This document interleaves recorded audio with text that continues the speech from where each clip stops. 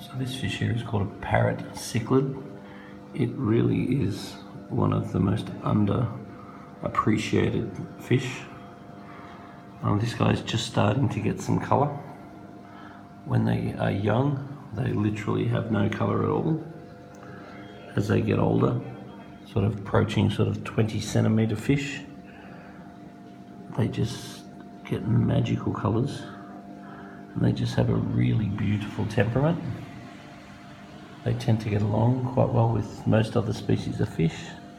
They've got really glittery scales, and they're just wonderful to watch, very interesting, and they've got a real puppet looking face. Really beautiful face on them. Super easy to keep. Often gets mixed in with African cichlids without a problem.